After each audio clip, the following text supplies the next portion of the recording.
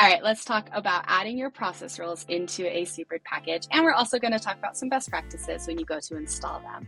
Now, with process rules, to get them into a package, it is actually done via a tagging system. So once you create your process rule, you'll come in and you'll give it a tag. It's very simple to add in a tag. You'll come in, you'll type in the tag that you want. So I'm going to create a SOC training tag for this process rule here, and I'm going to hit save, and that adds in that tag to that process rule. Now you can have multiple tags on a singular process rule, and don't worry, when you add them in, it won't add a process rule twice. So if you add in multiple tags and that process rule is across those multiple tags, supered package installer will only install that process rule the one time. Now, once you have that in there, you're going to come into your packages, and we are going to come back to our SOC training package here. And we're going to talk about adding the rules. So we're going to come into build package. And as you can see here, process rules is an option that you can add.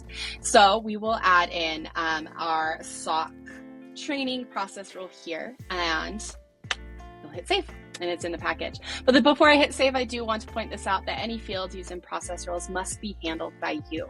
So missing fields will not be automatically created. Now, if you're using standard HubSpot fields, this doesn't pose an issue. However, if you're using any custom object or any custom pipeline name, anything that you have changed, you will want to make sure that that is in the receiving HubSpot portal when you go to install this package with these process rules. Another good point to make is on the process rule itself, you will want to do some updates on if you're doing a process rule on like your pipeline or anything. You'll want to make sure that that gets updated to the correct ID and everything for that HubSpot portal in order for the process rule to work. So just a couple of best practices there for you. If you have any other questions, you can always ask your CERT team, and we are happy to answer questions.